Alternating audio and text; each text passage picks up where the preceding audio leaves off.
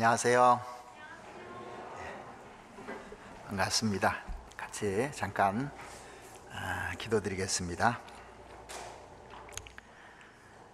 사랑과 은혜가 충만하신 거룩하고 자비로우신 우리 아버지 하나님, 늘 저희들 주님의 은혜에 감사하며 주님께서 저희들에게 베풀어 주신 그 놀라운 그 사랑을 인하여 주님께만 영광과 찬송을 돌립니다. 주님이 우리의 죄를 위해서 십자가에서 피 흘려 주시고 그로 말미암아 소망을 갖게 해주신 주님, 그리고 또 몸된 하나님의 집에서 저희들 봉사하며 전도하며 함께 동행할 수 있도록 은혜 베풀어 주심도 너무나 감사를 드립니다. 우리에게 이런 귀한 선물을 주셨는데 우리가 나머지 생을 은혜에 보답하면서 주님 오시는 그날까지 살아갈 수 있도록, 그냥 사는 것이 아니라 오로지 주님에 올인하면서 살아갈 수 있도록 주님 도와주시옵기를 바랍니다. 세상은 날로 악해가고 또 마귀도 마지막에 바라가는 이 시대에 저희들이 더 부지런하고 또 깨어서 살 수 있도록 하나님 도와주시옵소서. 이제 3년 만에 학예 수양회가 시작되고자 합니다. 새로운 영혼들 전도하는 일에 저희들 가슴 벅차고 또 기대 많이 하고 있습니다.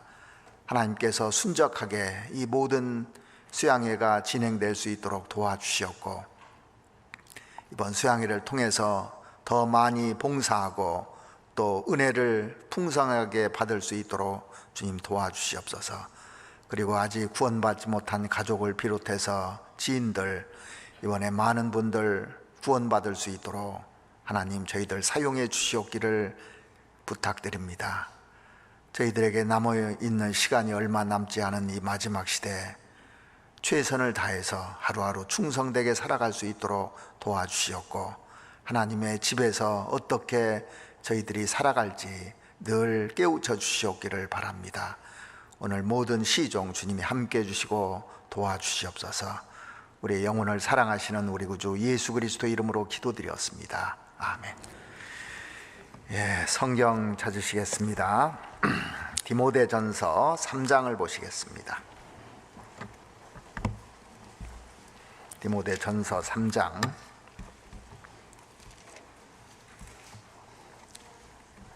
14절 말씀부터 끝절까지 제가 읽어드리겠습니다.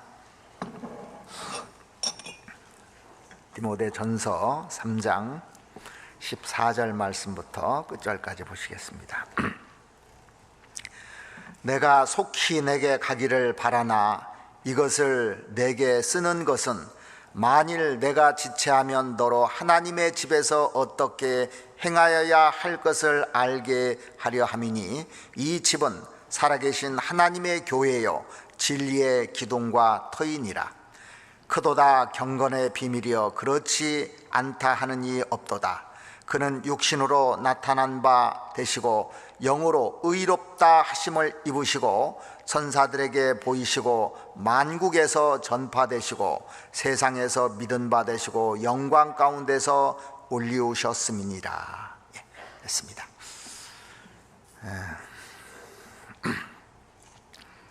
우리가 그 구원받고 신앙생활을 하다 보면은 오래 됐는데도 어디에도 소속되지 않고 그냥 교회를 왔다 갔다 편안하게 신앙생활하는 사람들이 많은 것이 아니라 가끔 있습니다. 가끔 교회마다. 평상시에는 오히려 그게 편안하게 느낄 수가 있습니다. 그런데 이 신앙에는 세 가지 결점이 있어요. 첫 번째는 책임감이 없이 신앙생활을 왔다 갔다 하면 진지하게 신앙이 성장되지 않는다는 것을 알 수가 있습니다. 또 하나는 이렇게 지속적으로 교제할 수 있는 그런 사람들이 없기 때문에 주변에 영향도 끼칠 수가 없습니다. 그리고 문제가 뭐냐면요, 신앙생활은 항상 그 순탄한 것만 아니고 사망의 음침한 골짜기도 분명히 하나님께서 구원받은 사람에게 주십니다. 그런 어려움이 봉착했을 때 영적으로 나에게 도움을 줄 수 있는 사람이 없다는 거예요. 그래서 무소속은요, 자유가 아니라 방종입니다. 그리고 방황하게 돼요.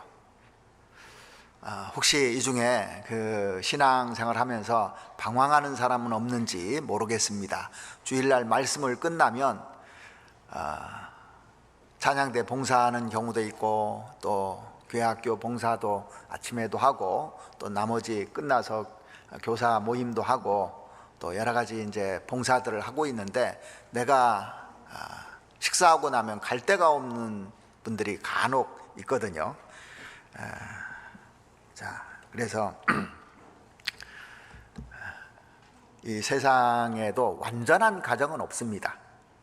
그리고 세상에 완전한 교회도 없어요. 그렇다고 완전한 가정이 없다고 가정을 버리실랍니까? 그러지 않잖아요. 완전한 교회가 없다고 교회를 안 다니실랍니까? 이 교회를 가리켜서 하나님의 집이라 이렇게 얘기합니다. 우리가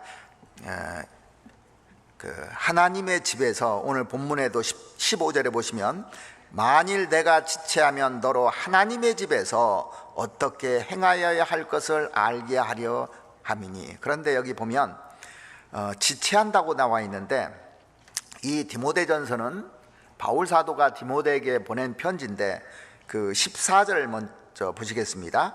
내가 속히 내게 가기를 바라나. 내가가 바울 사도입니다. 바울 사도가 디모데에게 속히 가기를 바라나. 에베소에서 디모데를 떨어뜨린 후에 에베소 교회에 여러 가지 문제가 있었던 것 같아요. 그래서 바울 사도가 디모데에게 에베소에 머물라고 하면서 자신은 다른 곳에 가 있었던 것 같습니다. 다시 한번 14절 보시면, 내가 속히 내게 가기를 바라나 이것을 내게 쓰는 것은 만일 내가 지체하면 너로 하나님의 집에서 어떻게 행하여야 할 것을 알게 하려 함이니, 이 집은 살아계신 하나님의 교회요 진리의 기둥과 터이니라. 여기에 하나님의 집이라고 했는데, 교회를 하나님의 집이라고 이렇게 표현을 해놨습니다. 그래서 거듭난 사람들이 모인 무리가 뭐냐면은 교회라고 그러잖아요. 교회 이꼬로 하나님의 집이라고 이렇게 표현을 해놨습니다. 구약시대 때 성막을 가리켜서 하나님의 집이라 그렇게 되어 있습니다. 그리고 솔로몬이 성전을 지었는데 그 성전을 하나님의 집이라 그랬어요. 스룹바벨이 성전을 또 지었을 때도 하나님의 집이라 그랬습니다. 신약시대 때도 교회를 가리켜서 하나님의 집이라 이렇게 표현해 놨습니다. 먼저 성막을 하나님의 집이라고 표현해 놓은 곳을 한번 찾아보시겠습니다. 사사기 18장을 한번 찾아보시죠. 사사기 18장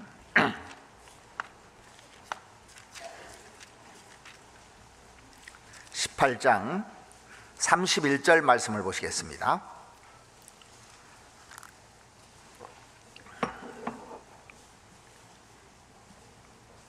사사기 18장 31절, 하나님의 집이 실로에 있을 동안에 미가의 지은 바 새긴 신상이 단 자손에게 있었더라. 성막이 실로에 있었는데 이 성막을 하나님의 집이라고 표현했습니다. 하나님의 집이 실로에 있을 동안에 이 성막을 가리키는 거죠. 왜 이렇게 표현했냐면, 여기 하나님이 계셔서 역사했기 때문에 그걸 하나님의 집이라고 합니다. 자, 교회는 구원받은 사람들의 모인 무리인데 거기서 하나님이 역사가 일어나지 않으면 교회가 아닙니다. 하나님의 집이 아니에요. 그러니까 구원받은 교회는 반드시 하나님의 역사가 일어나야 되는 겁니다. 이 곳을 통해서 구원의 역사가 일어나야 되는 거예요. 그게 집이거든요. 하나님의 집이거든요. 한나가 이제 기도하러 올라갈 때 하나님의 집에 올라가서 기도했다고 나와 있어요. 사무엘상 1장도 한번 찾아보시겠습니다. 사무엘상 1장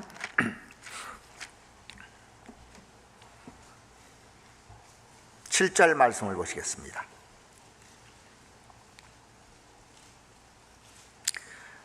매년에 한나가 여호와의 집에 올라갈 때마다 남편이 그같이 하매 분인나가 그를 격동시키므로 그가 울고 먹지 아니하니. 자, 이것도 성막을 말하는 것인데 성막을 여호와의 집이라고 했습니다. 그리고 한나가 하나님께 서원 기도를 하고 사무엘이 태어났을 때 그 젖된 후에 하나님의 약속대로 이 아들을 하나님께 드렸는데 뭐라고 했냐면 여호와의 집에 드렸다고 돼 있어요. 집에다 자기 자식을 드렸다 그렇게 표현되어 있습니다. 1장 24절도 한번 보시겠습니다. 1장 24절 젖을 뗀 후에 그를 데리고 올라갈새 수소 셋과 가루 한 에바와 포도주 한 가죽 부대를 가지고 실로 여호와의 집에 나아갔는데 아이가 어리더라. 여기 성막도 하나님의 집이라 이렇게 말했습니다. 그래서 그 솔로몬 당시에 그 성전도 하나님의 집이고 스룹바벨이 그 지은 성전도 하나님의 집이라고 그랬고 신약 시대 때도 교회를 가리켜서 하나님의 집이라고 표현해놨는데 한 군데 보시죠. 고린도전서 3장을 한번 찾아보시겠습니다. 고린도전서 3장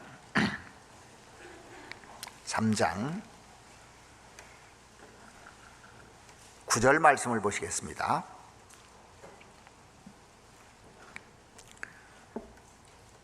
우리는 하나님의 동역자들이요 너희는 하나님의 밭이요 하나님의 집이니라 그렇게 되어 있습니다. 교회를 가리켜서 하나님의 집이라고 했습니다. 자, 그래서 오늘 본문 다시 한번 보시겠습니다.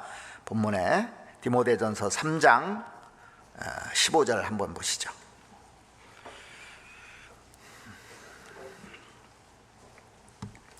(3장 15절) 만일 내가 지체하면 사도 바울이 더디어 오면 너로 하나님의 집에서 어떻게 행하여야 할 것을 알게 하려 함이니 이 집은 살아계신 하나님의 교회요 진리의 기둥과 터이니라.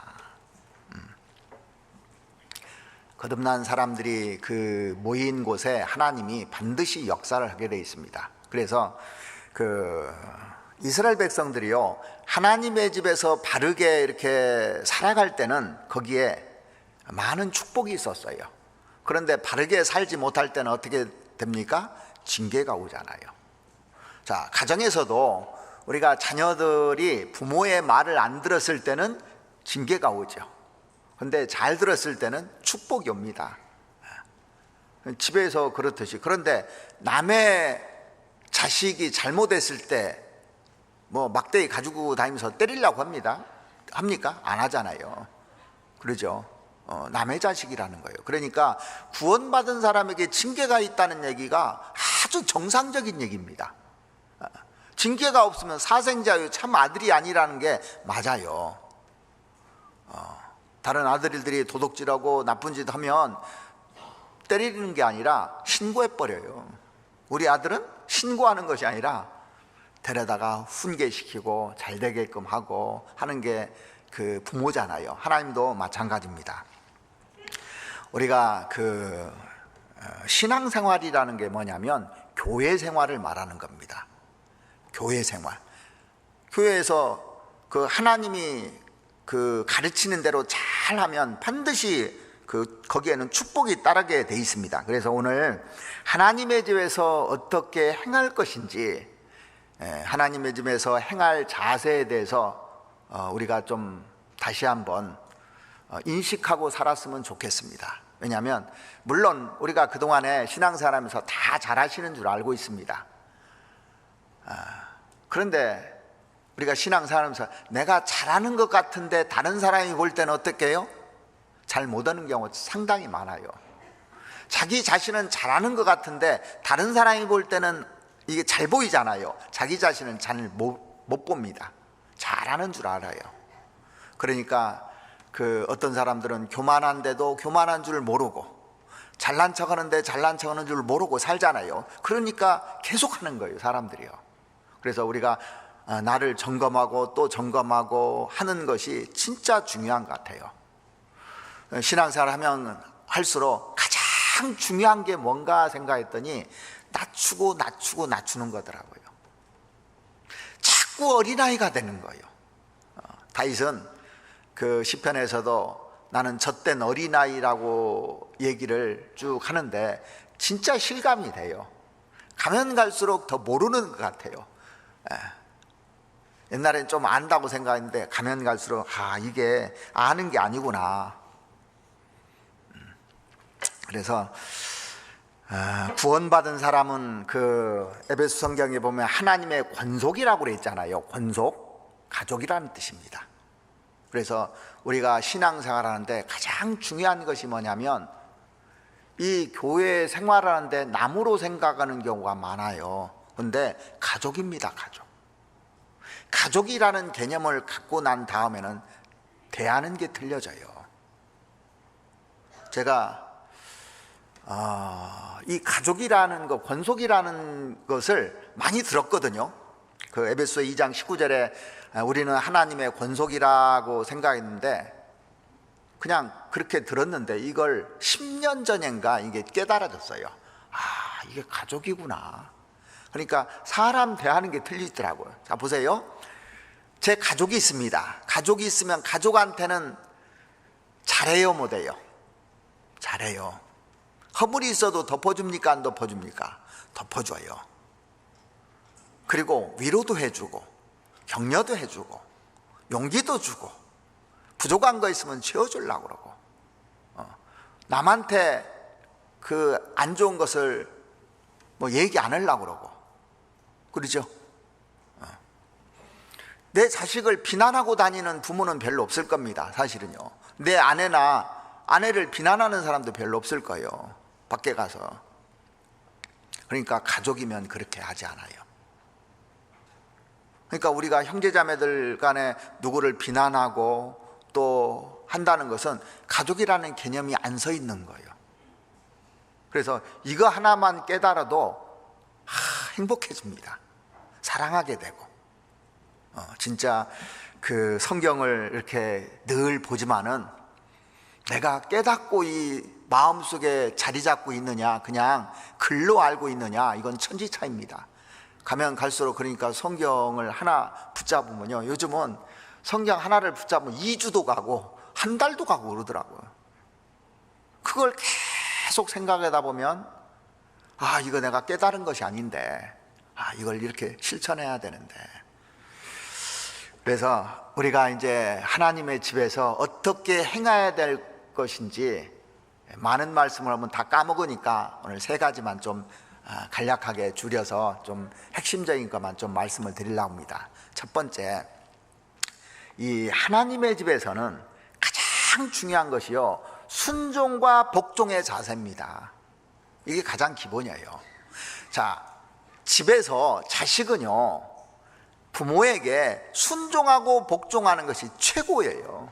1번입니다.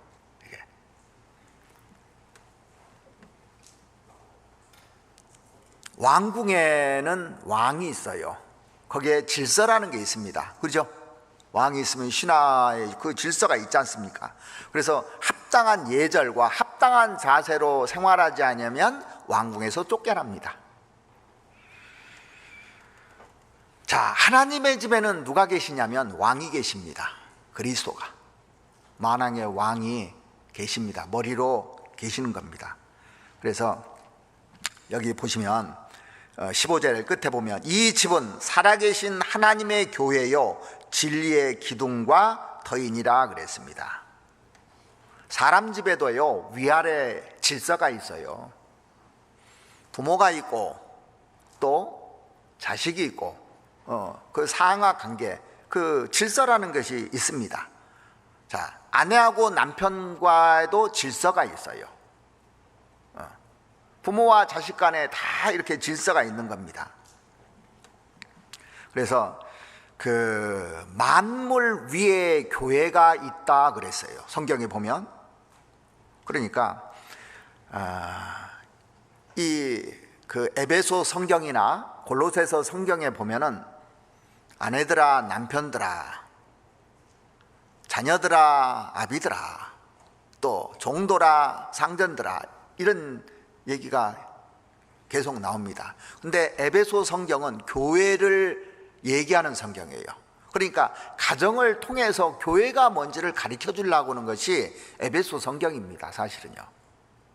그러니까 그 집에서 남편과 아내 관계 어떻게 하라고 쭉 기록된 것이 사실은 교회를 얘기하는 겁니다. 교회에서 이렇게 행할 것을 얘기하는 겁니다. 집이니까요. 똑같은 개념입니다. 가정이나 하나님의 집에나 똑같은 개념이에요. 가족이니까요. 그래서 그 골로새서 먼저 한번 찾아보시죠. 골로새서 성경을 한번 보시겠습니다.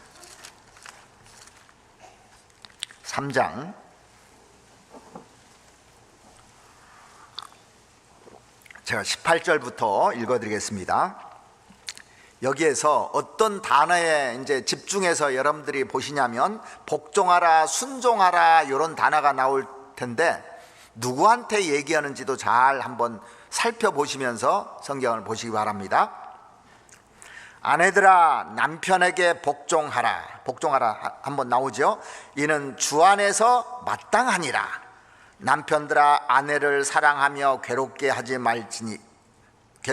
말라. 자녀들아 모든 일에 부모에게 순종하라. 이 자녀에게 얘기한 거예요. 이는 주 안에서 기쁘게 하는 것이니라. 아비들아 너희 자녀를 노엽게 말지니 낙심할까 함이니라. 종들아 모든 일에 육신의 상전들에게 순종하되, 여기도 순종이란 단어가 나오죠. 사람을 기쁘게 하는 자와 같이 눈가림만 하지 말고 오직 주를 두려워하여 성실한 마음으로 하라.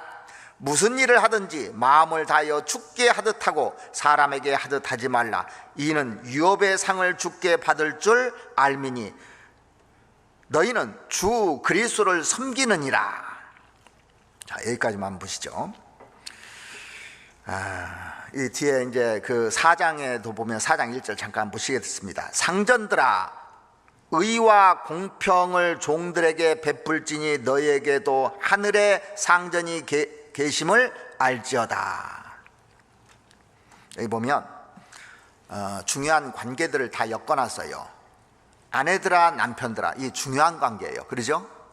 그 다음에 자녀들아 아비들아 중요한 관계입니다.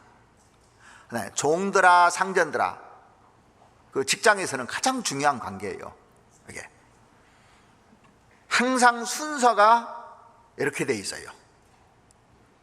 순서가 먼저 복종을 하는 사람부터 기록을 해놨더라고요. 그리고 좀 그 복종하기 쉬운 순서로 제가 보니까 배열해 놓은 것 같아요. 네. 복종하기 어려운 순서로. 자, 보면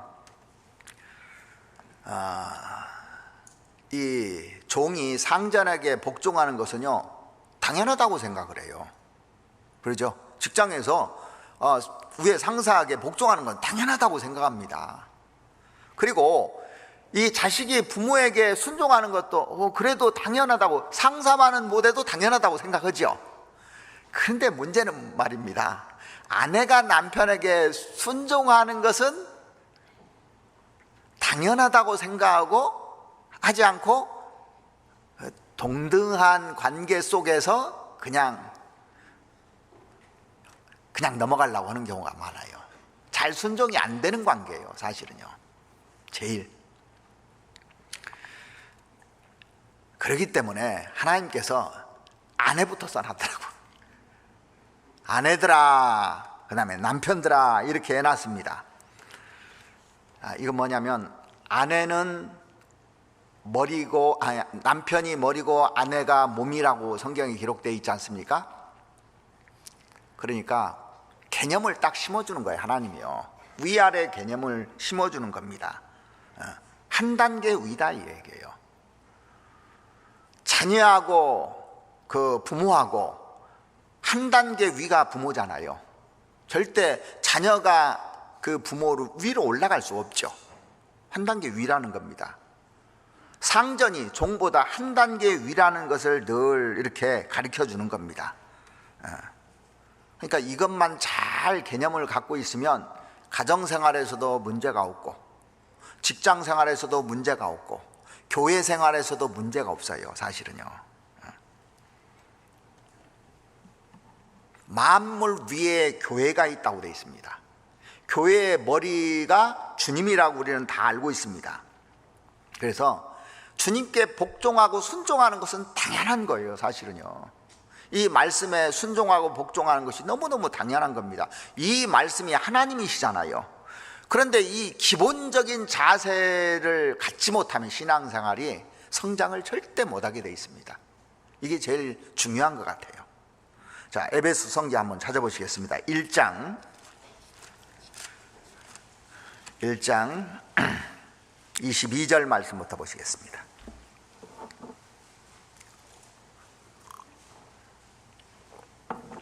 또 만물을 그 발 아래 복종하게 하시고 그를, 자, 예수님을 말하는 겁니다. 만물 위에 교회의 머리로 주셨느니라.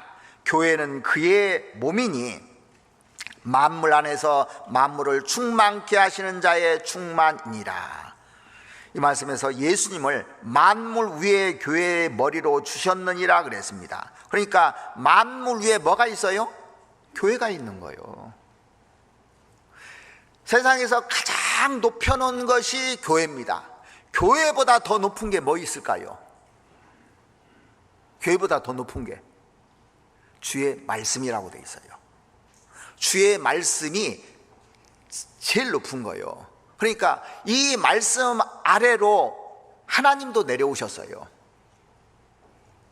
이 말씀 아래 예수님이 복종하셨어요. 자, 하나님께서 내가 다시는 물로 세상을 심판하지 않는다 이렇게 말씀을 했지 않습니까? 그러면 거기에 딱 매이는 거예요. 그 이상 올라갈 수가 없어요. 말씀을 거기에 딱 해놨습니다. 그러면 다시는 물로 세상을 심판해서는 안 되는 겁니다. 맞잖아요. 그러니까 말씀이 얼마나 높은지를 우리가 인식하고 살아야 되는데 그걸 사람들이 인식을 못해요. 시편 138편을 보시면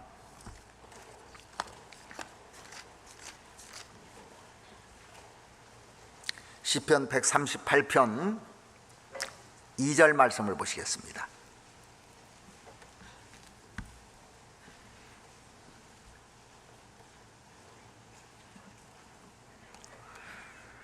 내가 주의 성전을 향하여 경배하며 주의 인자심과 성실하심을 인하여 주의 이름에 감사하오니 이는 주께서 주의 말씀을 주의 모든 이름 위에 높게 하셨습니다. 주의 말씀을 모든 이름 위에 높게 하셨다고 그랬습니다. 세상에서 가장 높은 것이 말씀이니까 가장 높은 분에게 순종하는 것이 당연한 겁니다. 이게요.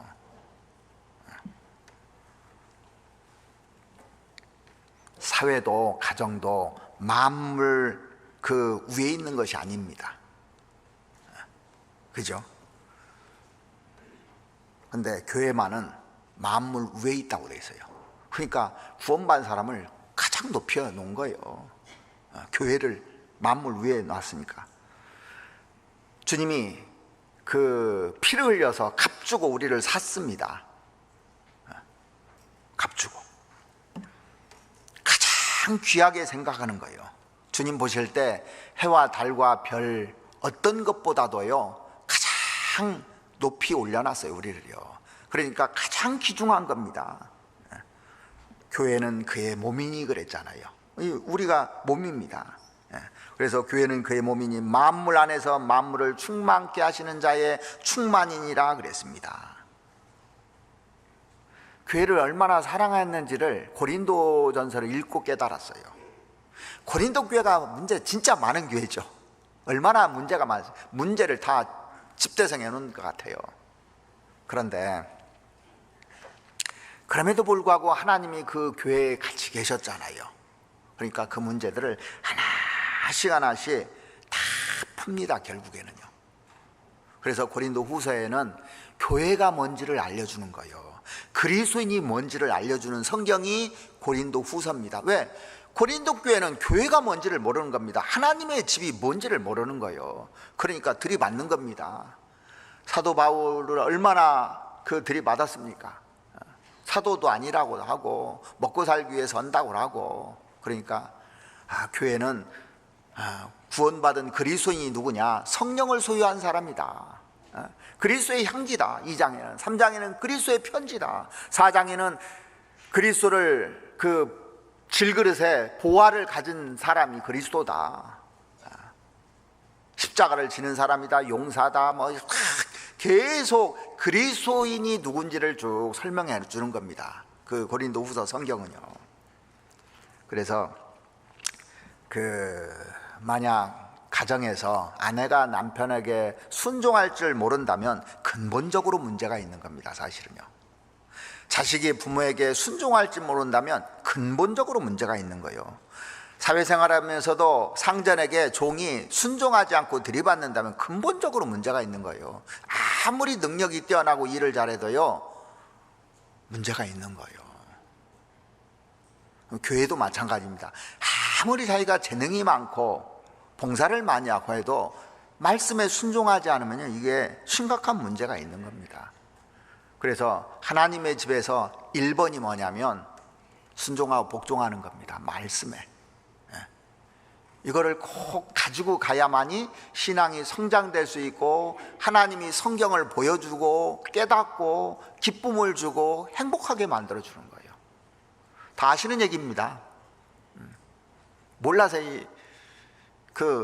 하는 얘기가 다 아는데 안 되니까 하나님께서 가장 중요한 기초가 중요한 거예요. 세상에서 가장 중요한 게 기초더라고요. 그 다음에 이제 하나님의 집에서 어떻게 행해야 될 것을 이 디모데에게 사도 바울이 얘기한 거 다시 한번 보시죠. 디모데전서 3장 16절 말씀을 다시 보시겠습니다. 디모데전서 3장 16절.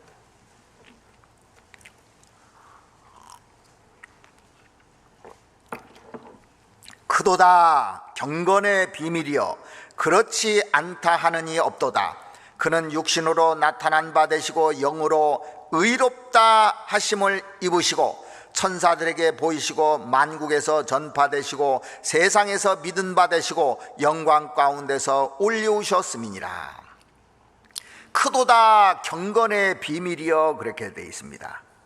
경건하면 거룩한 생활이라는 거고 연결이 되죠. 그러니까 구원받은 사람이 이 하나님의 집에서 첫 번째는 순종하고 복종하는 거고 두 번째는 거룩하게 사는 거예요. 주님이 우리를 뭐 때문에 죽으셨냐면 죄 때문에 죽으셨어요. 다시는 죄를 짓지 말아야 되잖아요. 그것 때문에 죽으셨기 때문에. 그래서 내가 거룩하니 너희도 거룩할지어다 명령했어요. 명령. 이게 주의 집에서 거룩한 생활하는 것이 정말 합당한 생활이라고 시편에도 얘기했는데 시편 93편을 한번 찾아보시겠습니다. 시편 93편 5절 말씀 보시겠습니다.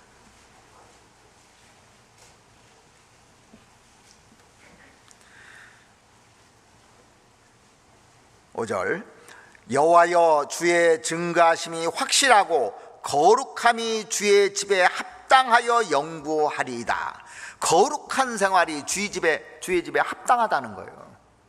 자, 집에 우리가 가정에서 이제 자식이 사는데요, 벤 거짓말하고 또 사기치고 또 남의 거 물건 훔쳐오고 막 문제를 일으키고 그러면 부모가 얼마나 속상하겠습니까?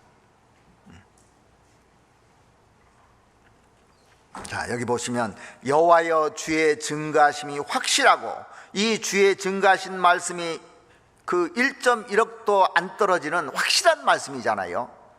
거룩함이 주의 집에 합당하여. 그러니까 구원받은 사람은 거룩하게 사는 것이 당연한 거예요. 사실은요. 거룩함에 대해서 조금 우리가 알고 싶으면요, 조나단 에드워드 책을 한번 읽어보세요. 이 조나단 에드워드가 대학교 때 결심문을 썼더라고요.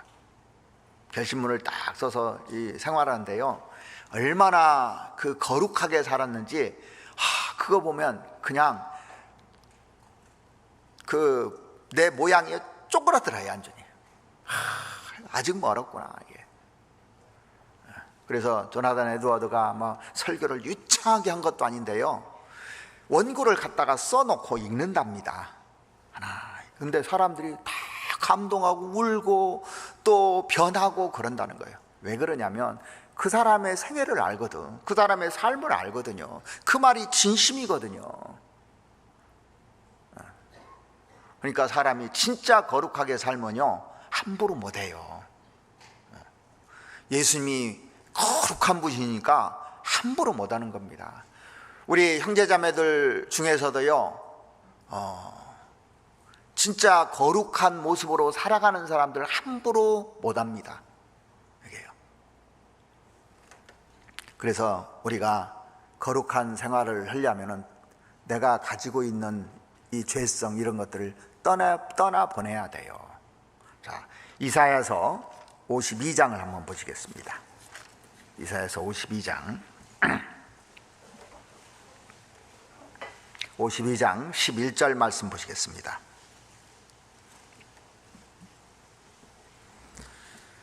너희는 떠날지어다 떠날지어다 거기서 나오고 부정한 것을 만지지 말지어다 그 가운데서 나올지어다 여호와의 기구를 매는 자여 스스로 정결케 할지어다.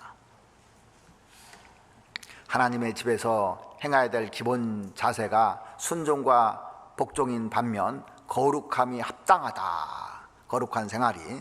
왜냐하면 거기에 하나님이 계시기 때문에 그래요. 하나님이 계신데 함부로 하겠냐고요. 하나님은 악을 미워하시는 분이시기 때문에 악과 선이 함께할 수가 없는 겁니다. 그래서 주의 집에는 거룩함이 합당하다 그랬어요. 신약 성경에도 고린도 후서 6장에 보면 한번 찾아보시죠. 고린도 후서 6장 14절 말씀부터 보시겠습니다.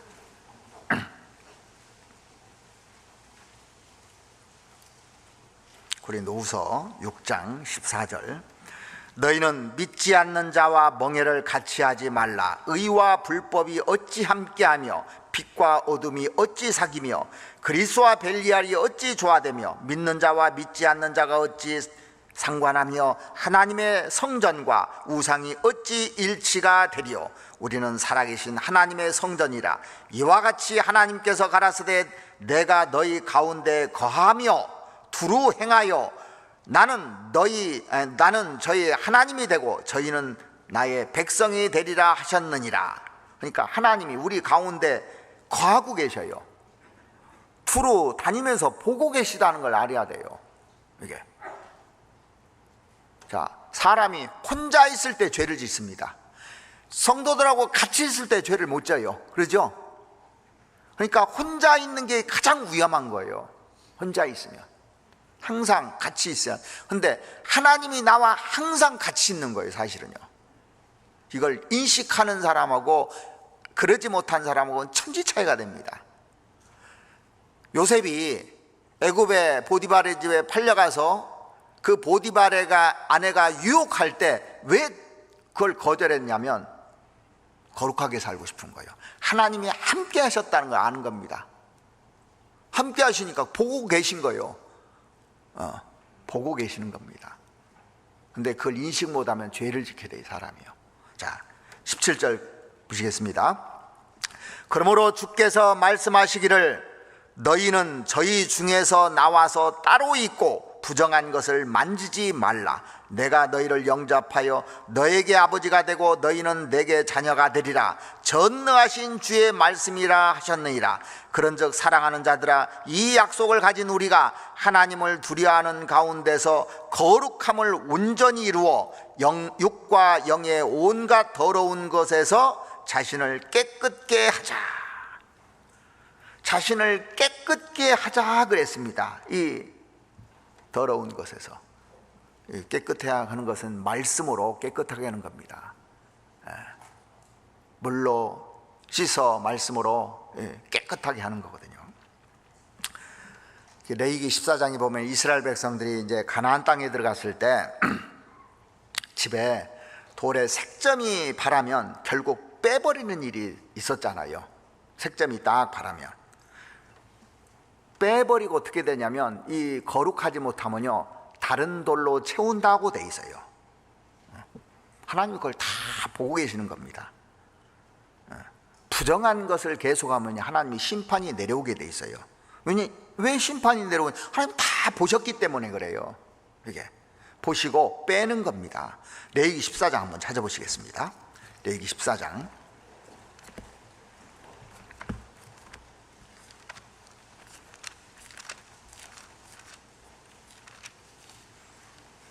33절 말씀부터 제가 읽어드리겠습니다.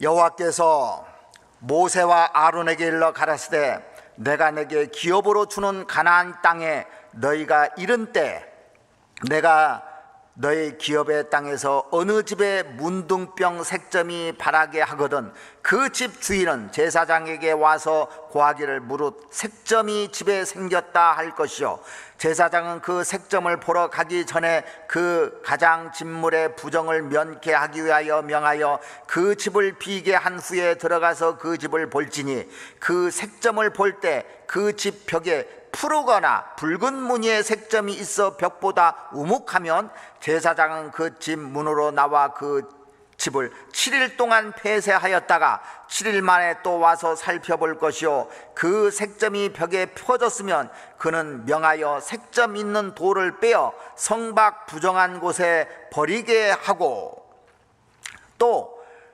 집안 사면을 긁게 하고 그 긁은 흙을 성박 부정한 곳에 쏟아 버리게 할 것이요 그들은 다른 돌로 그 돌을 대신하며 다른 흙으로 집을 바를지니라.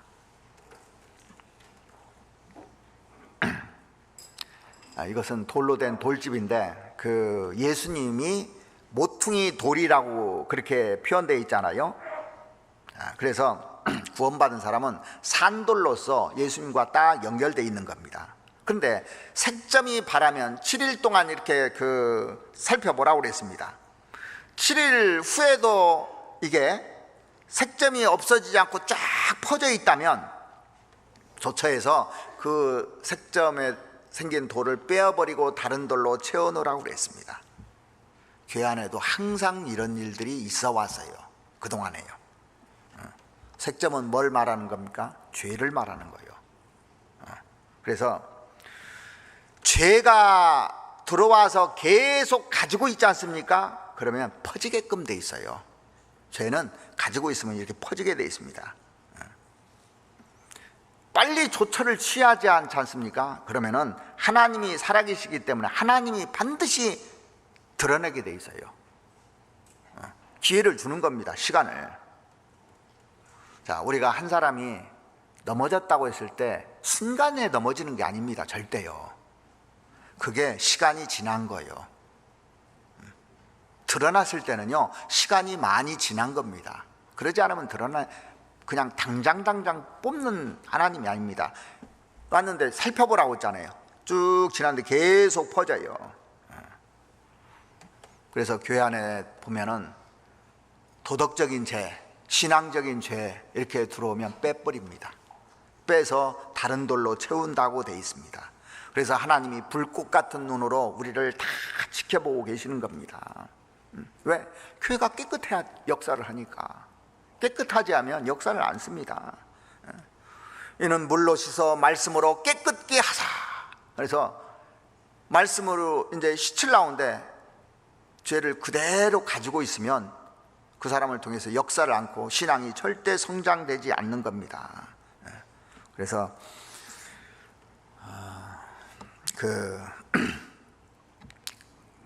요한복음에 보면 저희를 진리로 거룩하게 하옵소서 그랬잖아요. 아버지의 말씀은 진리니이다. 이 진리의 말씀으로 거룩하게 되는 거예요. 그러니까 말씀을 집중적으로 눈여겨서 잘 봐야 되는 겁니다. 그냥 듣고 끝나서는 안 됩니다. 거룩해지려고 노력을 해야 돼요. 쳐서 복종시켜야 돼요. 그래야 하나님께서 축복을 주시고 깨닫게 해주시고 평안도 주시고 기쁨을 주시는 겁니다. 죄 가운데 있으면 소원을 얘기할 수가 없어요, 하나님께.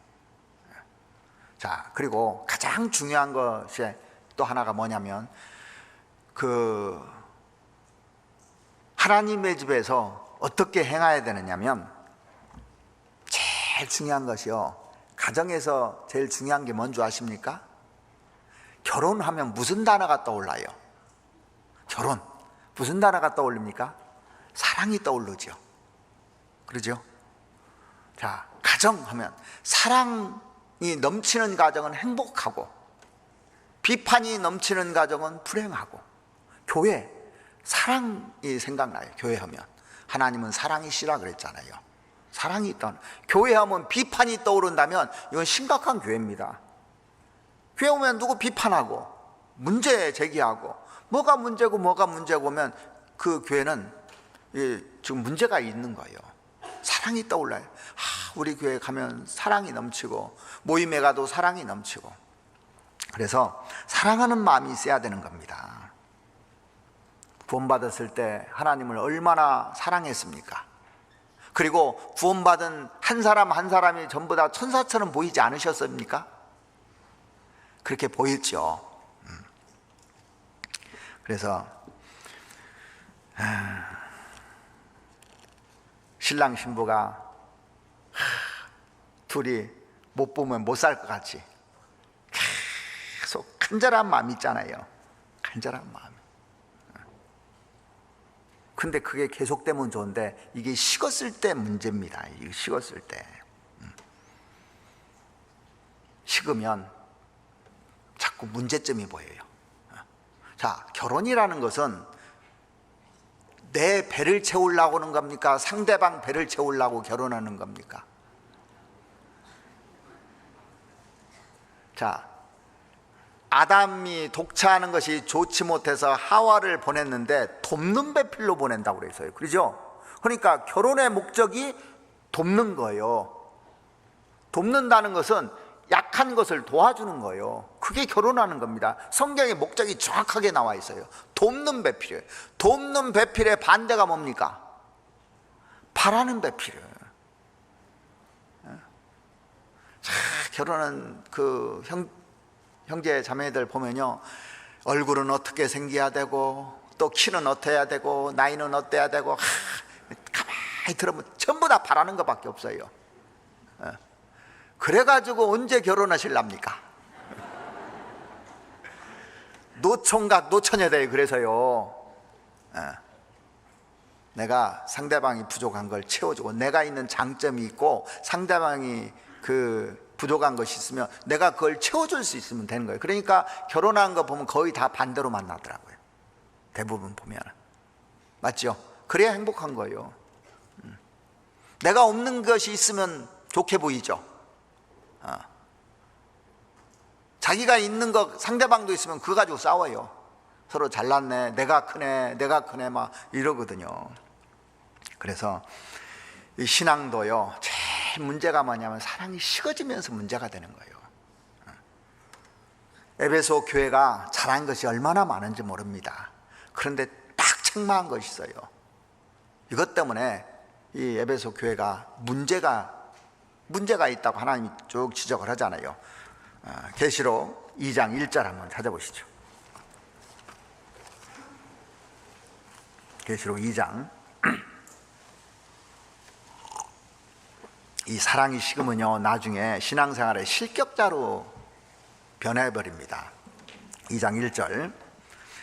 에베소 교회의 사자에게 편지하기를, 오른손에 7뼈를 붙잡고 7 금촛대 사이에 다니시는 이가 가르치되. 자, 7 교회 사이에 주님이 다니신다고 되어 있습니다. 우리와 함께 계셔요.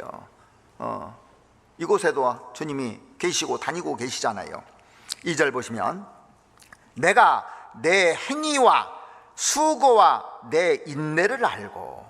에베소 교회는 전도도 잘한 교회였습니다. 주님을 위해서 열심히 하는 교회였어요.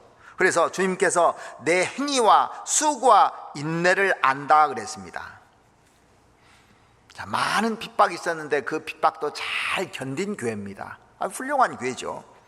또 악한 자들을 용납지 아니한 것과 자칭 사도라 하되 아닌 자들을 시험하여 그 거짓된 것을 내가 드러낸 것과 교리적으로도 아주 정확했던 교회입니다. 이 에베소 교회가요.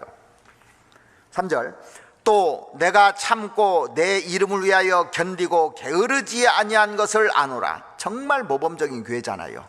보면 전도하는데도 열심이고 성도들을 돌보는데도 열심이었고 핍박이 있고 해도 잘 참고 견디고 교리적으로도 아주 정확하고 거짓된 것을 드러내게 이렇게 한 거, 그런 것도 다 잘했다고, 하나도 부족하지 않았다고 되어 있어요.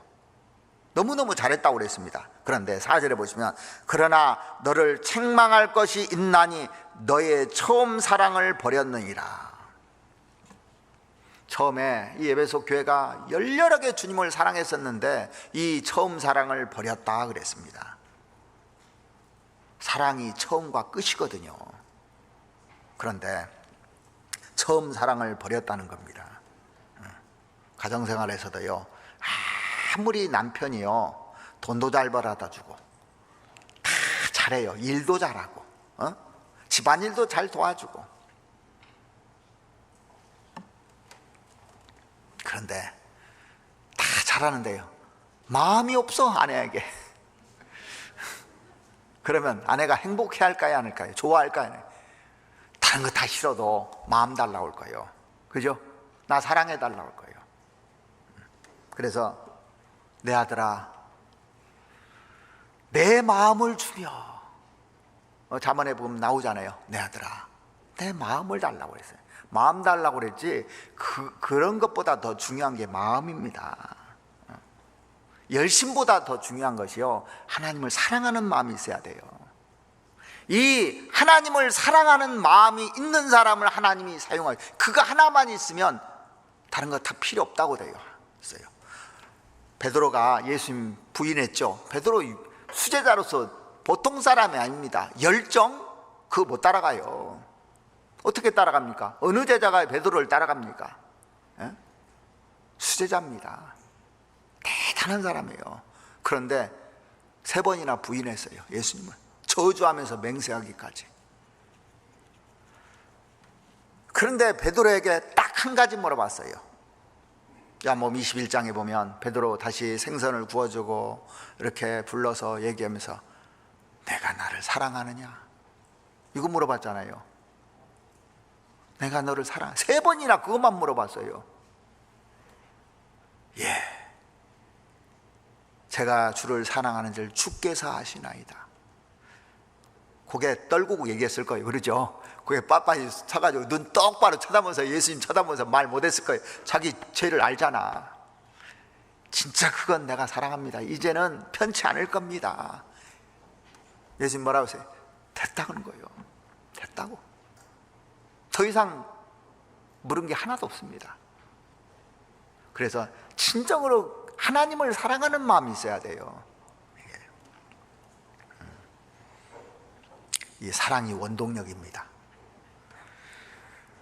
사랑 없는 희생, 사랑 없는 수고, 나중에 어떻게 되는 줄 아십니까? 원망하고 불평으로 끝나요. 사랑이 없으면. 그래서 하나님이 가장 중요하게 생각하는 것이 내가 나를 사랑하느냐 그 얘기예요. 그래서 하나님의 집에서 하나님께 대한 사랑, 진짜 말씀을 사모하는 사랑, 형제자매들을 그 사랑하는 사랑, 이게 기본이 돼야 되는 겁니다. 가장 중요한 문제예요. 그래서 5절에 보시면 그러므로 어디서 떨어진 것을 생각하고 분명히 사랑이 식은 지점이 있을 거라는 겁니다. 어디서 이 문제가 생겼는지 생각해 보라는 겁니다. 자, 어떤 사람은요, 어떤 형제하고 교제하다가 사랑이 식어진 경우도 있어요. 늘 형제가 부정적으로 얘기해요. 교회를 부정적으로 얘기해요. 그때부터 사랑이 식어진 형제들이 많더라고요. 그래서 친구 잘 만나는 것, 동무 잘 만나는 것, 이게 중요한 겁니다. 그 시편 119편 63절에 보시면 나는 여호와를 경외하는 자와 그 법도를 지키는 자의 동무라 그랬습니다. 동무가 되겠다고 그랬어요. 그러니까 신앙적으로 감사 신앙을 가지고 있는 사람, 거룩하게 살라고 하는 사람, 순종하려고 하는 사람, 정말 하나님을 사랑하는 사람하고 사랑해야 이게 유지되는데, 원망하고 불평하면 나도 모르게요, 사랑이 식어버리게 돼 있어요. 떨어지게끔 돼 있습니다. 그래서 어디서 떨어졌는지 잘 생각해 봐야 됩니다. 자, 5절, 그러므로 어디서 떨어진 것을 생각하고 회개하여 처음 행위를 가지라. 그리하지 아니하고 회개치 아니하면 내가 내게 임하여 내 촛대를 그 자리에서 옮기리라. 야, 이거 얼마나 무서운 말이에요. 자, 만일 그리하지 아니하고 회개하지 아니하면, 처음 사랑을 버린 상태로 계속 살아간다면 내가 내게 임하여 그 촛대를 그 자리에서 옮기리라. 더 이상 너를 통해서 역사하지 않겠다. 아주 단호하게 얘기하셨어요.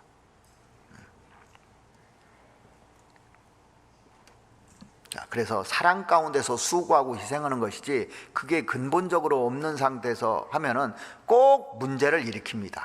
열심히 해놓고 문제를 일으켜요. 진짜 사랑하면요, 수고하는 것이 아무 문제가 안 돼요. 자, 부모가 자식을 사랑하는 마음이 있어요. 수고하고 희생하는 것에 대해서 수고했다는 마음 들어야 안 들어요? 안 듭니다. 당연하다고 생각을 해요. 자식을 위해서 돈 벌고 수고해서 자식 그 학교도 보내주고, 뭐 학원 보내달라면 학원도 보내주고, 용돈 달라면 용돈 주는데, 자식을 사랑하면요, 내가 수고하는 것이 아무 문제가 안 됩니다. 사랑하는 마음 속에서 하면은 갈등이 생기고 문제가 생겨요. 그래서 교회 생활하는데 가장 중요한 것이 마음이 있어야 돼요. 성경에 그 데살로니가전서 1장 3절에 보시면 사랑의 수고라는 말이 나와요. 진짜 사랑하면 수고하는 것이 하나도 힘들지 않습니다. 왜 그런데 그게 안 될까요? 자, 보세요. 우리가 신앙생활을 하는데 주일날 이렇게 와서 말씀을 잘 듣습니다. 수요일날도 이 정도는 안 해도 와서 말씀을 들어요. 뭐 구역 모임도 있고 조모임도 있고 각종 뭐 어머니의 모임, 청년의 모임, 뭐 은장의 모임, 이런 모임들이 있어서 또 말씀을 들을 겁니다. 그러면 주일날하고 수요일만 들어도 최소한 100번은 들어요. 1년이 52주니까. 그런데 왜 사랑하는 마음이 없을까? 생각해 보신 적 있습니까? 왜 나는 옛날이나 지금이나 똑같을까? 왜 그리고 판단할까? 저도 이것 때문에 고민 많이 해봤습니다. 왜 많은 사람들이 그렇게 10년, 20년, 30년 말씀을 듣고도 그 사랑하는 마음이 없을까? 오히려 더 정지할까? 묵상하다가 깨달았어요. 뭘 보다 깨달은 줄 아십니까? 축구 보다가.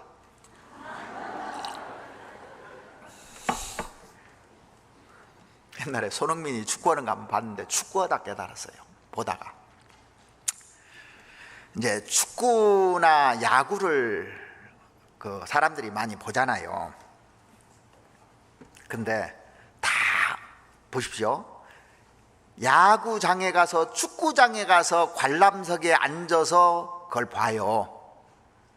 지금 뭐 야구철이잖아. 그러면 집에서 TV로 야구를 봐요. 야구장을 안 가면. 축구장을 안 가면 집에서 TV로 축구를 보고 야구를 봅니다.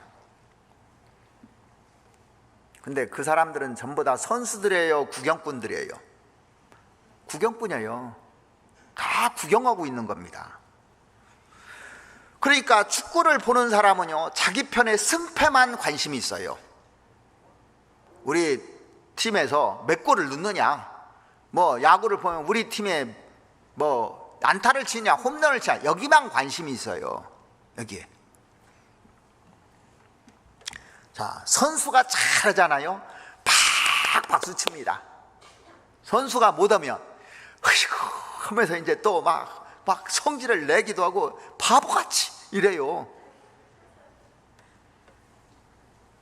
혹시 신앙생활을요, 관중석에서 관람하는 그런 신앙생활을 하지 않았는가 한번 생각해 보세요. 설교를 들을 때 오늘 설교 좋았어 그래요. 또 오늘 설교는 별로였어. 관중들이 그렇게 하는 거예요. 관중들이. 심지어는요, 이제 매니아층이 생겨요. 마니아들이 생깁니다. 축구장에 계속 가는 사람이 있어요. 또 야구장에 계속 가는 사람이 있어요. 그러면요, TV를 통해서 보는 사람들도 있어요. 그러면 선수 경력을 다 알더라니까. 어떤 선수는 뭐 홈런을 몇 개 치고 안타를 몇 개 치고 타율이 얼마고, 또 그 선수는 골을 몇 골 넣고 다 알고 있어요. 이력에 대해서 훤히 압니다. 그런데 말씀을 들으면서 내가 이렇게 듣지는 않았는가도 한번 생각해 보세요. 머리로는 잘합니다. 그런데 실제 운동장에서 뛰라면 뛰려고 해야 안 뛰려고? 안 뛰려고 그래. 또 땀 흘려 본 적이 없어요. 운동장에서 땀 흘려 본 적이 없어요. 그 관중석에 있는 사람이 가서 그 야구 배트 들고 공 치면 칠 수 있겠어요? 못 치겠어요? 하나도 못 칠 거예요. 아마 선수들이 던지는 공을요, 하나도 못 쳐요. 축구 선수 공 주면 공을 제대로 차지도 못합니다. 이게. 그런데 이론적으로는 빠삭해요.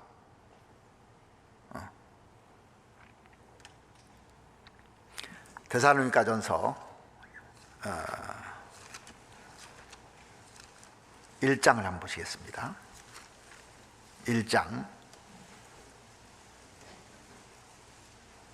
4절 말씀 보시죠.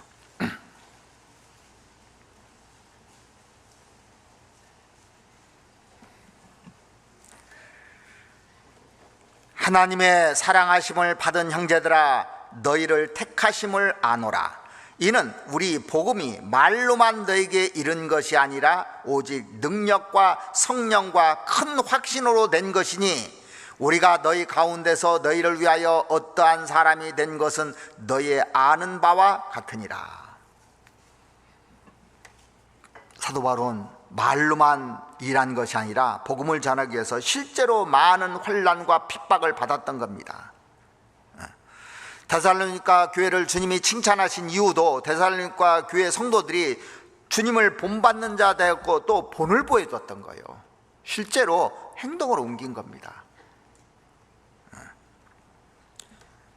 그 6절에 보시면, 또 너희는 많은 환난 가운데서 성령의 기쁨으로 도를 받아 우리와 주를 본받은 자가 되었으니, 그러므로 너희가 마게도냐와 아가야 모든 믿는 자의 본이 되었는지라.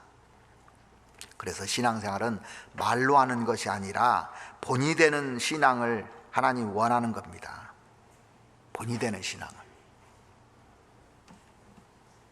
자, 성경이 왜 갈수록 어려워지냐면, 이 성경을 봤는데 옛날에는 그냥 지식을 알으려고 했는데 이제 보니까요, 이걸 안 하고 있더라고. 해야 되는데. 그러니까 내게 하나도 안 돼 있어요. 자, 하루아침에 사람이, 교만한 사람이 겸손한 사람 되겠습니까? 안 돼요. 연습을 해야 돼요. 경건에 이르기를 연습하라고 되어 있습니다. 그러니까 축구 선수들이 그렇게 공을 잘 차고 야구 선수들이 그렇게 홈런을 치고 안타를 잘 치는 이유가 뭡니까? 연습해서 그래요. 하나 치기 위해서, 투수가 공 하나 던지기 위해서 얼마나 연습할까요? 그 자기 것이 되게 하기 위해서. 제가 추수를 보니까 그 존에다가 정확하게 공을 집어넣는 게 대단하더라고요. 그러니까 구질도 직구, 커브 뭐 여러 가지 뭐 있잖아요. 하루아침에 그게 됐겠느냐고요.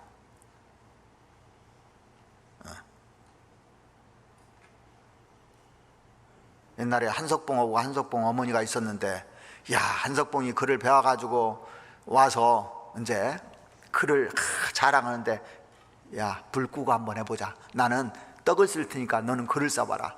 자기 불 끄고 쓰니까 글씨가 어떻게 됐습니까? 엉망진창이에요. 그런데 어머니는 불 끄고도요, 그 떡을 정확한 두께로 다 썰어낸 겁니다. 자, 그러니까 이게 몸에 딱 밴 거예요. 눈 감고는 그 달인이라고 하잖아요. 달인. 그 몸에 벨라면 얼마나 오랜 시간이 돼야 되겠습니까? 그러니까 몸에 체득되지 않은 건 내게 아닙니다. 신앙이 몸에 체득돼야 되는 거예요. 어떤 기술을 하나 배우는데요, 반복 연습을 수없이 해야 되는 겁니다. 자, 축구 선수건, 야구 선수건, 탁구 선수건, 어떤 선수도요, 제일 먼저 하는 것이 기본기예요. 기본 연습을 하고 그 다음에 경기를 합니다. 기본 연습을 빼놓지 않습니다. 그게 가장 중요한 거거든요. 근데 그 기본이 안 돼 있는 사람이 하면은 실력이 안 늘어요, 절대.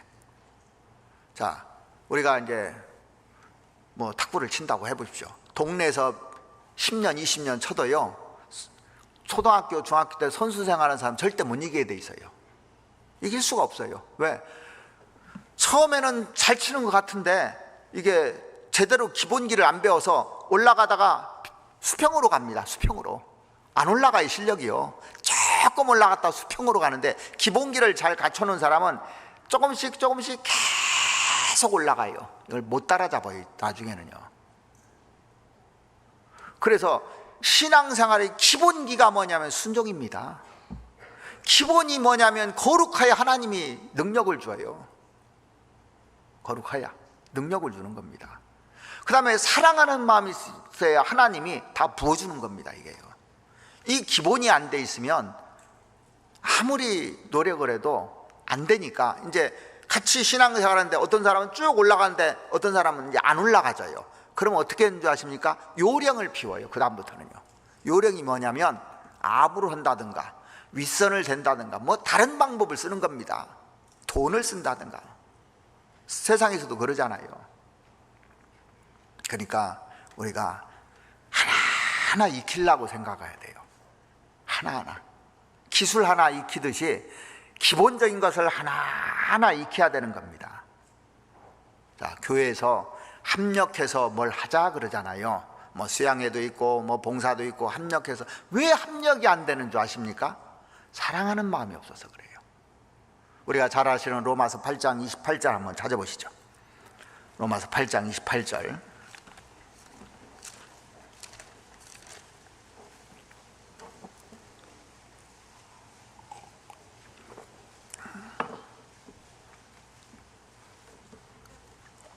우리가 알거니와 하나님을 사랑하는 자 곧 그 뜻대로 부르심을 입은 자들에게는 모든 것이 합력하여 선을 이루니라. 이거 암송 못하는 사람도 드물 겁니다, 아마. 그러죠? 암송 다 하는데 그냥 암송하고 끝나는데, 자 보십시오. 모든 것이 합력하여 선을 이루려면 어떻게 해야 되느냐? 우리가 알거니와 하나님을 사랑하는 자, 이 하나님을 사랑하는 자가 합력해서 선을 이룬다고 결론을 딱 내려놨어요. 이 하나님을 사랑하는 자는 생각도 않고 합력해서 선을 이루자고 외치기만 하는 겁니다. 어떤 봉사를 우리가 하나 돼서 하자고 하는데 사랑하는 마음이 없는데 어떻게 그게 가능하냐고요. 좀 하다가 이제 불평하고 원망하고 뭐 다 깨지고 그러는 거예요. 그래서요. 하나님을 사랑하는 자 곧 그 뜻대로 부르심을 입은 자들에게는 그렇게 돼 있습니다. 그래서 합력해서 선을 이루려면 사랑하는 마음이 있어야 되는 겁니다. 진짜 사랑을 해야 돼요. 그래서 축구를 잘하는 사람, 야구를 잘하는 사람 이렇게 쭉 보니까요, 뭐가 있냐면 팀을 사랑해. 팀을. 우리가 이겨야 돼. 이기면 자기 혼자는 절대 축구에서 골을 넣을 확률이 거의 없어요. 그죠? 자, 11명이 뛰는데 자기 혼자 다 단독 드리블 해서 다 제끼고 가서 골 넣을 사람이 누가 있습니까? 없어요. 그러니까 축구는 패스가 기본입니다. 패스가 기본이에요. 패스를 하지 않으면 안 되는 겁니다. 합력하지 않으면 안 되는 거예요. 그래서 성경에 경기에 대해서도 많이 나와서 그런 것도 교훈이 다 되는 겁니다. 야구도 마찬가지입니다. 자기 혼자 잘해서 자기 팀이 이길 수 있는 것이 아닙니다. 자기가 잘해서 이길 수 있는 것은 홈런밖에 없어요. 근데 홈런이 날마다 나옵니까? 가뭄에 콩나듯이 하나 나오는 거예요. 그래서 상대방이 한 5점 먹었는데 내가 홈런 한 방 쳤다고 1점밖에 못 먹어요. 자, 내가 안타를 잘 쳤다고 내가 승리합니까? 아닙니다. 뒷사람이 또 안타를 쳐줘야 내가 홈에 들어올 수 있는 거예요. 뒷사람이 병살타 치면 같이 죽어? 예? 같이 죽이는 사람도 있어요. 교회에서 자기만 죽는 것이 아니라 자기만 삼진당하면 좋은데 같이 죽어요. 예? 근데 같이 합력하면 점수를 계속 빼내는 겁니다. 그런 경기를 보면서도 야, 이게 합력해야 되는구나. 신앙생활도요, 합력하려면 사랑하는 마음이 있어야 돼요. 이기적이면 안 되게 돼 있어요. 이기적이면.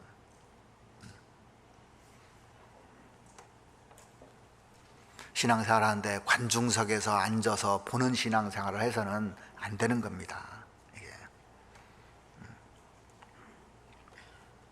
몸소 내가 뛰지 않으면 안 되는 거예요. 그래서 하나하나 배워야 되는 겁니다.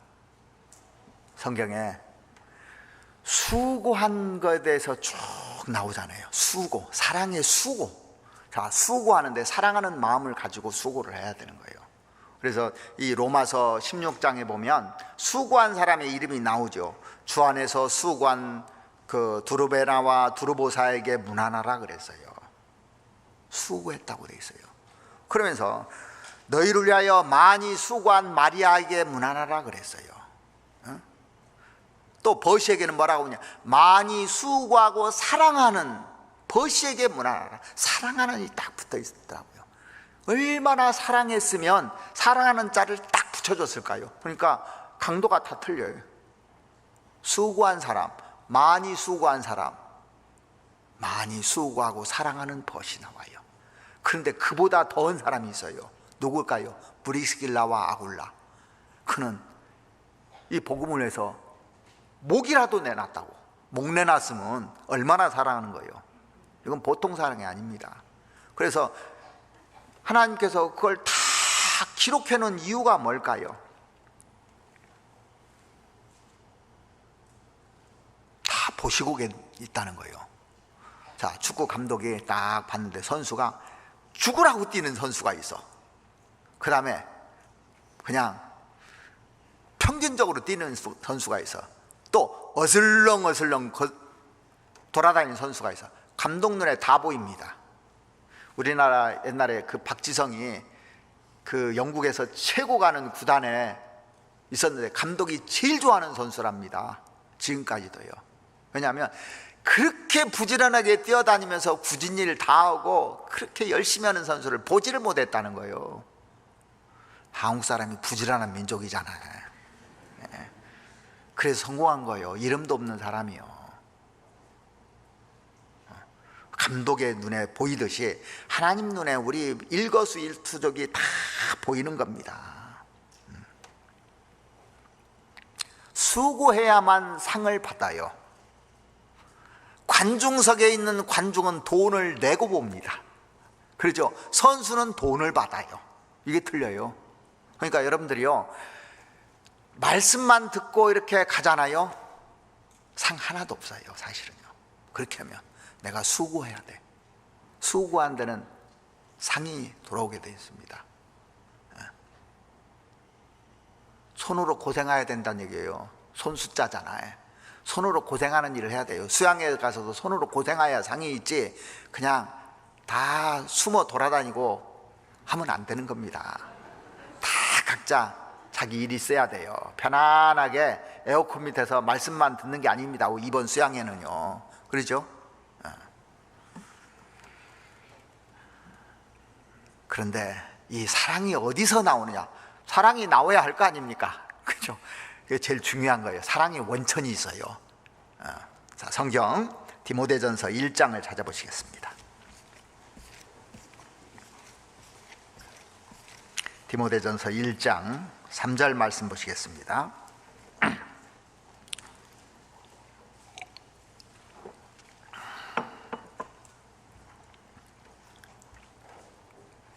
내가 마게도냐로 갈 때 너를 권하여 에베소에 머물라 한 것은 어떤 사람들을 명하여 다른 교훈을 가르치지 말며 신화와 끝없는 족보에 창념치 말게 하려 함이라.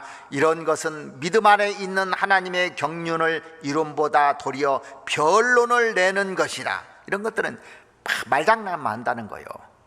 경계의 목적은 청결한 마음과 선한 양심과 거짓 없는 믿음으로 나는 사랑이오늘. 자, 우리가 이 말씀을 이렇게 배우고 경계의 목적, 사랑을 읽기 위해서라고 했습니다. 그렇다면 사랑은 어디서 나오느냐? 세 가지에서 나온다고 딱 규정을 해놨어요. 청결한 마음에서 사랑이 나옵니다. 청결한 마음. 그 다음에 선한 양심에서 사랑이 나오고 거짓 없는 믿음에서 사랑이 나온다고 그랬습니다. 그러니까 마음이 더러워지면요, 그 사람한테 사랑이 거할 수가 없는 겁니다. 그래서 마음이 더러워지면 사랑이 딱 식어져요. 자, 사랑하면 하트, 사랑을 검은 것으로 그리는 사람은 별로 없어요. 빨강색이죠. 거의 뜨겁잖아요. 뜨거운 물을 차게 만드는 비결이 뭡니까? 찬물 부으면 돼요. 거기다가. 그럼 미지근해져요. 라오디게아 교회가 미지근한 교회잖아요. 제가 거기 그 라오디게아 가봤는데 히에라볼리에서 뜨거운 물이 쫙 흘러나오는데 흘러내려오면서 세상 거하고 부딪혀요. 그러면서 차갑게 딱 돼서 도착했을 때는 미지근하게 돼버리는 겁니다. 그래서 이 청결한 마음이 있어야 되는데 죄가 딱 들어오면 사람이 미지근해져 버려요. 그래서 깨끗한 사랑, 진실한 사랑, 이게 진짜 중요한 겁니다. 마음이 청결한 자는 복이 있나니 저희가 하나님을 볼 것이요 그랬잖아요. 마음이 청결해야 복이 있는 겁니다. 깨끗한 마음을 가져야 돼요. 하나님 보실 때 꺼리낌 없는 마음, 거기서 사랑이 나오는 겁니다. 죄를 지으면서 사랑이 나올 수는 없는 거예요. 그 다음에 선한 양심에서 사랑이 나온다고 돼 있고, 양심이 바라야 되는 겁니다. 그리고 거짓 없는 믿음이라고 돼 있어요. 거짓 없는 믿음.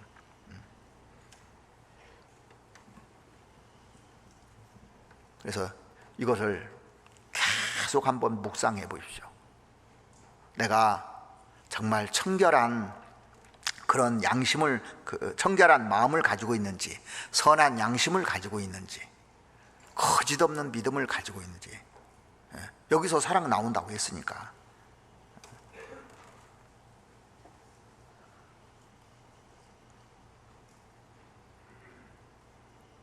왕궁에는 왕이 있잖아요. 그러면 누구 말 잘 들어야 돼요? 왕 말 잘 들어야 돼. 가정에는 누가 있냐면 아버지 어머니가 있잖아요. 자식들은 아버지 어머니 말을 잘 기울여서 들어야 됩니다. 교회는 하나님의 집이잖아요. 그러니까 주님의 말을 잘 들어야 돼요. 일단 말을 잘 들어야 됩니다.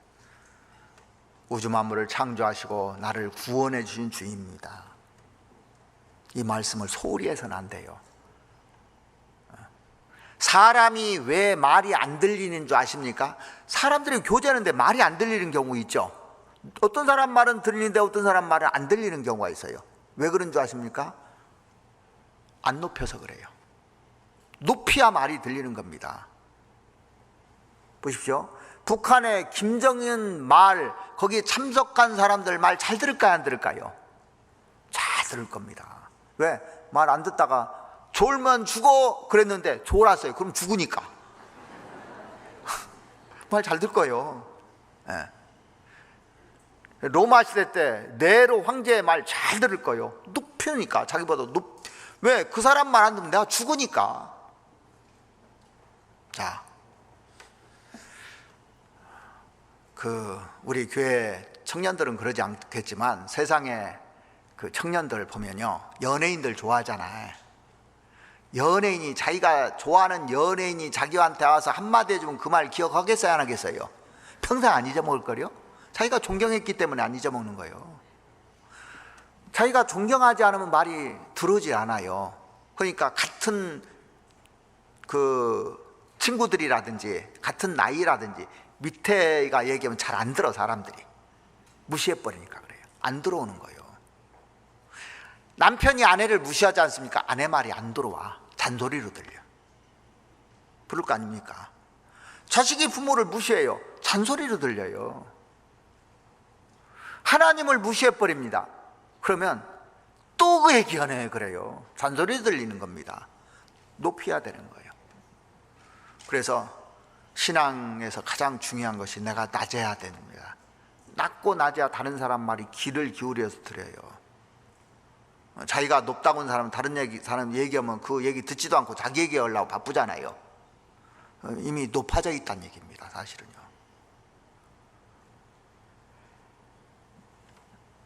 제가 이제 목회를 하면서 제일 힘든 것이 혹시라도 나에게 걸림이 되는 사람이 있을까 늘 두려워요.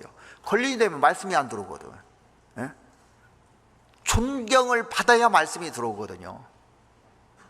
말을 잘해서 사람들이 이 하나님 말씀을 듣는 것이 아니라 진짜 존경해야 말씀을 듣는 거예요. 그러니까 이 설교가 여기서 하는 것이 아니라 내려가서가 더 무서워요. 그게 설교의 사실은요. 가면 갈수록 그걸 많이 느낍니다. 그래서 우리가 하나님의 말씀이 내게 꽉꽉 박혀야 행함으로 하려고 그러고 변하려고 하는 겁니다. 다윗은 하나님을 얼마나 사랑한 줄 아십니까? 나의 힘이 되신 여호와여, 내가 주를 사랑하나이다. 시편 18편 1절에 그 말씀했잖아요. 나의 힘이 되신, 힘이 진짜 된 거예요. 왜 힘이 됐느냐? 순종해서 힘이 된 거예요. 사실은요, 다 물어서 했잖아요, 하나님께. 그래서 힘이 생긴 겁니다. 나의 힘이 되신 여호와여, 하나님이 나의 방패시라고, 나의 칼이시라고. 항상 하나님이 나를 막아줬어, 적으로부터. 그리고 싸워줬어요. 칼이라고 하나님이 늘 싸워줬어요.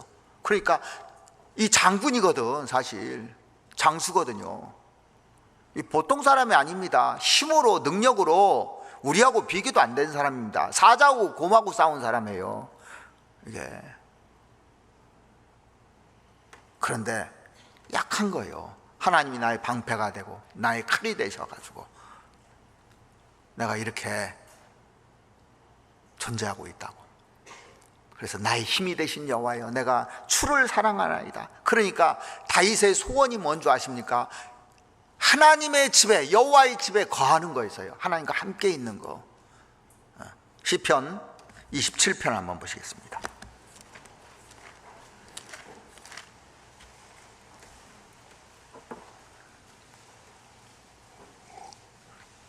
시편 27편 4절입니다.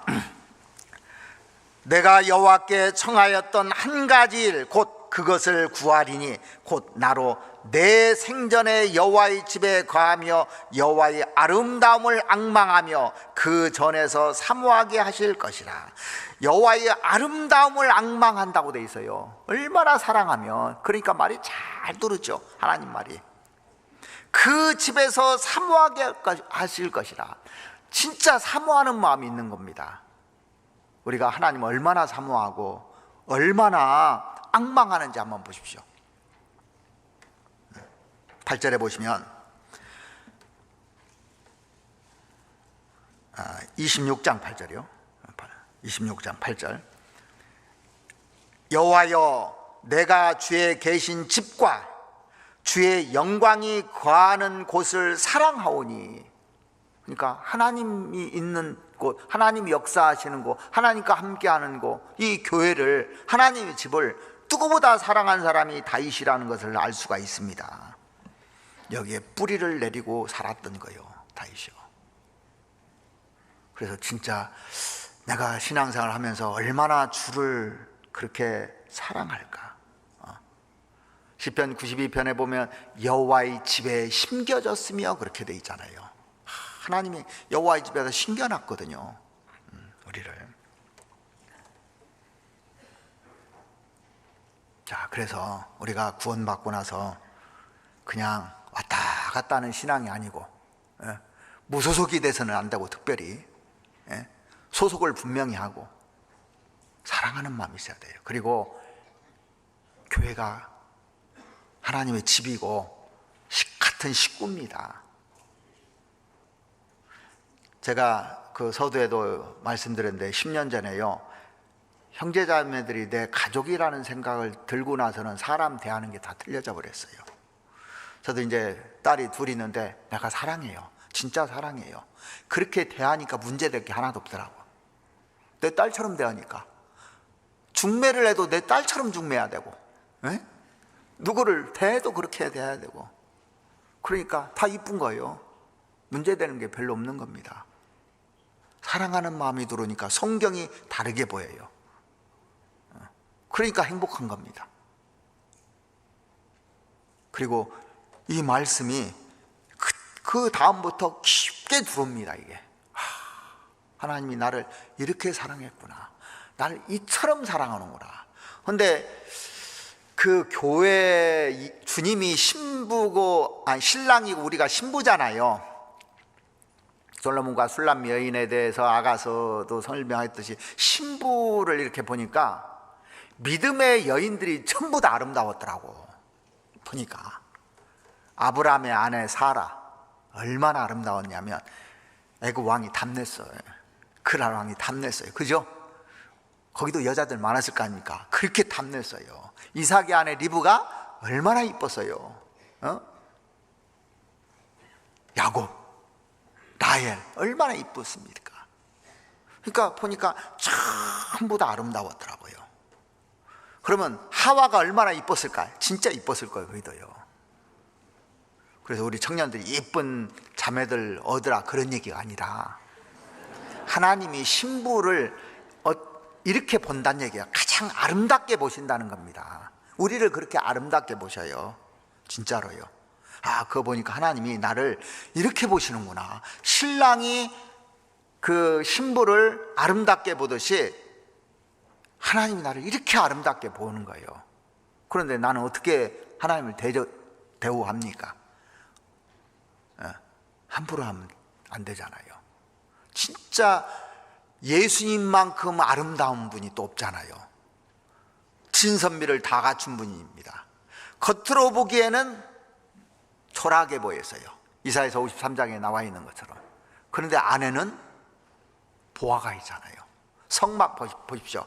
겉에는 물돼지 가죽이에요. 초라하게 보입니다. 그런데 안에 들어가면 그렇게 아름다울 수가 없어요. 황금으로 다 도배되어 있습니다. 세상에서 가장 비싼 집이 성막이잖아요. 솔로몬 성전 안에 얼마나 화려합니까? 들어가 보면, 성경에 예수님을 들어가 보면 얼마나 화려합니까? 얼마나 엄청난 분이에요. 그분이 나의 주십니다. 그리고 그분이 나를 가장 아름답게 보셔요. 자신이 있죠? 이제 주님을 사랑할 만하죠? 이 정도면 더 이상 없습니다. 더 이상. 그래서 우리가 주님 오시는 그날까지 하나님의 집에서 어떻게 행해야 될 것을 알고 신앙생활하는 것이 무엇보다도 중요한 겁니다. 그래서 가장 기본이 주님이 이렇게 높으신 분이에요. 만물 위의 교회고 주님의 말씀을 모든 이름 위에 높이 올려놓으신 분이니까 그 말씀에 순종하고 복종하고 살아가야 신앙이 성장돼요. 그래 하나님 기뻐하십니다. 그리고 하나님이 제일 싫어하는 것이 죄거든요. 거룩하게 살아야 돼요. 하나님은 사랑이시라고 해서요.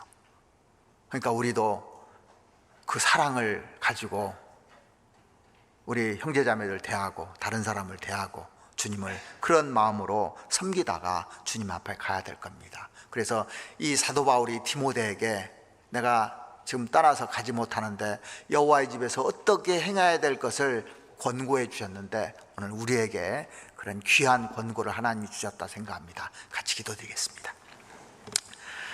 우리를 사랑하시는 우리 아버지 하나님, 하나님이 우리를 얼마나 사랑하시는지 더 많이 깨닫게 해주시고 하나님이 더 커지고 나는 작아질 수 있도록 하나님 도와주시옵소서. 우리가 하나님 앞에 죄를 지키를 물 마신 같이 하며 죄를 짓다가 지옥 갈 수밖에 없었던 운명을 그 죄 때문에 이 죄 문제를 해결해 주시기 위해서 십자가에서 죽으셨는데 우리가 다시는 죄를 사랑하지 않고 거룩한 모습으로 살아갈 수 있도록 주님 도와주시옵소서. 무엇보다도 주님을 사랑하는 마음 가지고 살아갈 수 있도록 도와주시옵고 형제자매들을 사랑하는 마음 가지고 대할 수 있도록 도와주시옵소서. 우리 안에 주님의 사랑이 머물고 그 사랑이 넘칠 수 있도록 하나님 도와주시옵기를 바랍니다. 연약한 저희들 오늘도 교훈해 주심에 감사를 드리고 저희가 관중석에 있는 관람이 되지 않고 실제 운동장에서 뛰는 선수가 될 수 있도록 하나님 도와주시옵소서. 그래서 하나님께 영광 돌릴 수 있도록 도와주시옵소서. 우리를 사랑하시는 우리 구주 예수 그리스도의 이름으로 기도드렸습니다. 아멘. 은혜 찬송가 171장 같이 하시겠습니다. 은혜 찬송가 171장